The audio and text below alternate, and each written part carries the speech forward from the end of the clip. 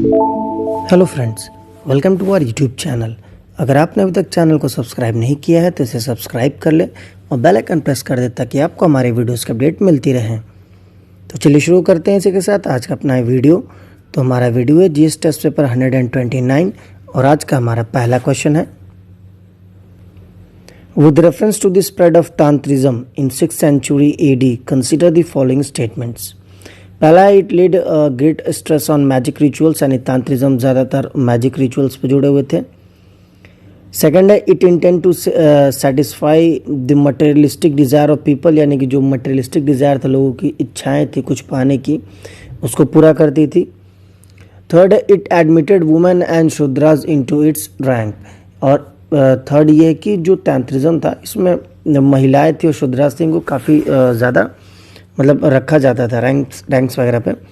तो आपको बताना है इनमें से कौन सा स्टेटमेंट सही है। तो इसका सही आंसर है डी, 1, 2 एंड 3। तीनों ही स्टेटमेंट सही है। वुमेन शूद्रास काफ़ी इन्वॉल्व थे इन सब चीज़ों में।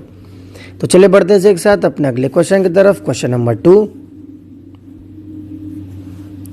With reference to Ilbert Bill consider the following statement. Ilbert Bill के संदर्भ में दो स्टेटमेंट है, आपको बताना है कौन सा सही है। पहला है, it aimed at following Indians magistrate to presided over case involving British subject in India, यानी इसका मुख्य उद्देश्य था कि जो इंडियन मजिस्ट्रेट होंगे वही देखेंगे किसी ब्रिटिश सब्जेक्ट के मतलब कोई केस होता है ब्रिटिश सब्जेक्ट के नेचर का हो और वो इंडिया में हो रहा है तो वो इंडियन मजिस्ट्रेट ही देखेंगे। सेकंड है, it was supported by governor general Lord Ripon, यानी इसको लॉर्ड रिपन द्वारा सपोर्ट किया गया था। तो आपको बताना है इनमें से कौन सा स्टेटमेंट सही है। तो उसका सही आंसर है सी, बोथ 1 एंड 2, यानी कि दोनों ही सही हैं। तो चलिए बढ़ते हैं एक साथ अपने अगले क्वेश्चन की तरफ। Question number 3, with reference to Kathakali dance consider the following statement. Kathakali dance को देखा जाए तो उसके संदर्भ में दो स्टेटमेंट है, तो आपको बताना है कौन सा सही है। 3 है बेसिकली स्टेटमेंट। पहला है, the tenets of Kathakali have been laid down in the Natya Shastra, यानी जो लोग मतलब कथकली में उनको नाट्य शास्त्र में रखा गया है। सेकंड है, it is based on story adapted from mythological epics, यानी जो कथकली है तो इसमें जो डांस होता है तो जो कहानियाँ दिखाई जाती है वो माइथोलॉजिकल है, यानी हमारी मतलब धर्मों से जुड़ी हुई कहानियाँ हैं। थर्ड है, it is influenced by early martial arts tradition of Kerala, यानी केरला के ये मार्शल आर्ट ट्रेडिशन से काफ़ी इन्फ्लुएंस था। तो आपको बताना है इसमें से कौन सा स्टेटमेंट सही है कथकली के कंटेक्स्ट में। तो इसका सही आंसर है डी, 1, 2 एंड 3, यानी कि तीनों ही सही है। कथकली क्लासिकल डांस है केरला का, जैसा आप सबको पता है। इसमें म्यूजिक का ड्रामेटिक हैं, जो कैरेक्टर्स इसमें यूज़ किए जाते हैं वो इंदिरा, अर्जुना और देवदासा हैं, जो कि काफ़ी ज़्यादा टाइम इस्तेमाल किया जाता है। तो चलिए बढ़ते हैं एक साथ अपने अगले क्वेश्चन की तरफ। Question number 4, with reference to Indian economy the term Hindu rate of growth refers to. अगर इंडियन इकोनॉमी की बात करें तो जो हिंदू रेट ग्रोथ है वो क्या दर्शाता है, आपको बताना है।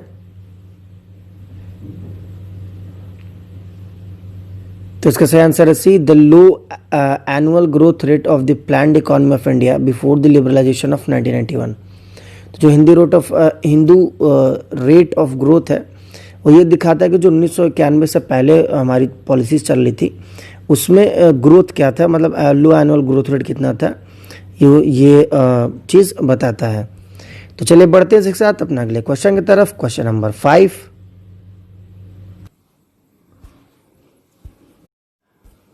Which of the following feature is similar in the USA and Indian constitution.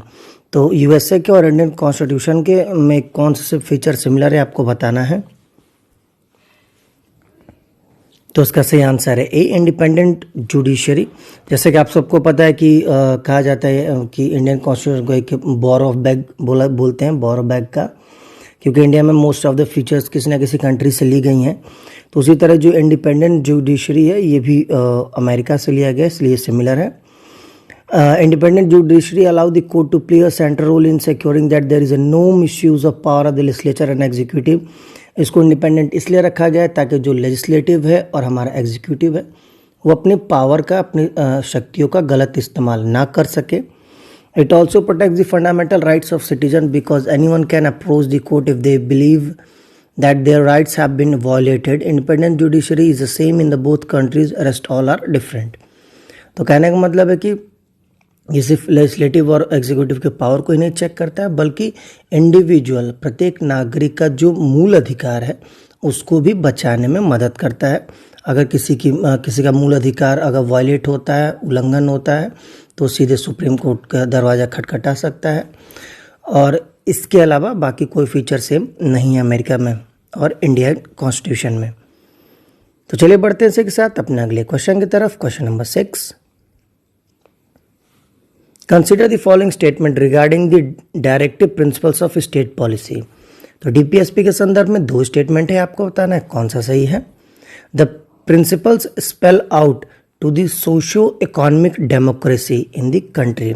तो जो ये डीपीएसपी है तो ये हमारे देश में सोशियो इकोनॉमिक डेमोक्रेसी की बात करता है। सेकंड है the provisions contained in these principle are not enforceable by any court. यानी जो प्रोविजंस जो कानूनें मौजूद हैं इसमें वो इन्फोर्सिएबल नहीं है किसी कोर्ट द्वारा। इन्फोर्सिएबल मतलब कि अगर ये वायलेट होता है, अगर इनमें से किसी भी अधिकार का आपका उल्लंघन होता है तो आप उसको लेके कोर्ट के पास नहीं जा सकते हैं, क्योंकि जैसा कि नाम ही कह रहा है कि these are merely directive principles. सिर्फ डायरेक्शन देता है स्टेट को, ना कि किसी और को। तो आपको बताना है इनमें से कौन सा स्टेटमेंट सही है डीपीएसपी के कंटेक्स्ट में। तो इसका सही आंसर है सी, बोथ 1 और 2, यानी कि दोनों ही सही है।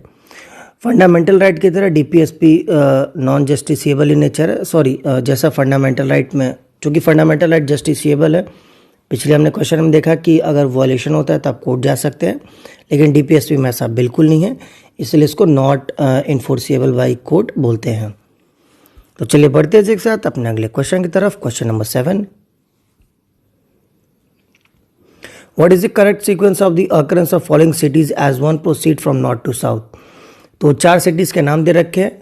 तो अगर हम नॉर्थ से साउथ की तरफ जाते हैं, यानी उत्तरी दिशा से दक्षिणी दिशा की तरफ जाते हैं, तो कौन सा सबसे पहले सिटी आएगा आपको बताना है। आपके ऑप्शन से पहला बैंकॉक, सेकंड है सियोल, थर्ड है कुआलालंपुर और फोर्थ है उलान बतौर। तो उसका सही आंसर है ए, पहला है 4 उलान बतौर, क्योंकि ये मंगोलिया का आपकी राजधानी है। सेकंड है सियोल, ये आपकी साउथ कोरिया की राजधानी है। फिर है फर्स्ट हमारा बैंकॉक और फिर लास्ट है हमारा थर्ड कुआलालंपुर। तो चलिए बढ़ते हैं इसी के साथ अपने अगले क्वेश्चन की तरफ। Question number 8, Which among the following have been classified as extinct by the IUCN? तो 3 अलग अलग जानवरों के नाम दे रखे हैं, आपको बताना है कि किसको एक्सटिंक्ट के कैटेगरी में IUCN द्वारा, यानी कि international union for conservation and nature द्वारा उसको एक्सटिंक्ट के कैटेगरी में रखा गया है।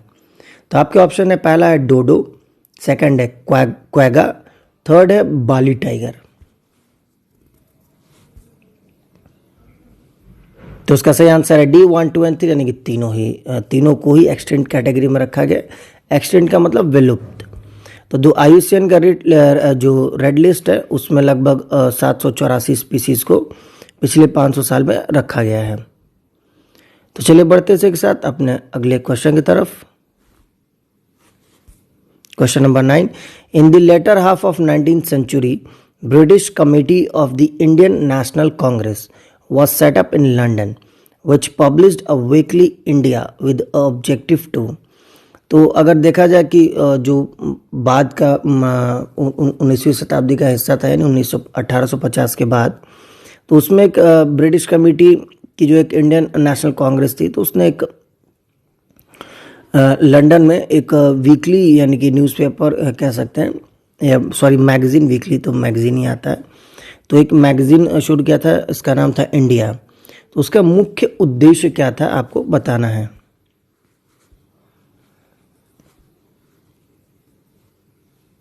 तो उसका सही आंसर है D, to make the British aware about the grievances of Indian people, ताकि जो ब्रिटिशर्स हैं उनको इंडियन लोगों के जो प्रॉब्लम्स है उसको बताया जा सके। तो चलिए बढ़ते हैं एक साथ अपने अगले और आखिरी क्वेश्चन की तरफ। Question number 10, consider the following statement with reference to international court of justice. ICJ के संदर्भ में 3 स्टेटमेंट है, आपको बताना है कौन सा सही है। पहला है it is the primary judicial branch of the United nation, यानी यूनाइटेड नेशन का प्राइमरी जुडिशियल ब्रांच है। सेकेंड है it can try individual accused of war crimes और क्राइम्स अगेंस्ट ह्यूमैनिटी, यानी सिर्फ देशों के मुद्दों का नहीं बल्कि इंडिविजुअल कोई अगर वॉर क्राइम्स हुआ हो तो उसको भी देखता है।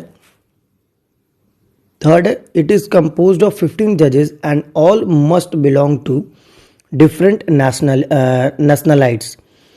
इसमें लगभग 15 जज होते हैं और सब के सब अलग अलग देशों से होते हैं। तो आपको बताना इनमें से कौन सा स्टेटमेंट सही है।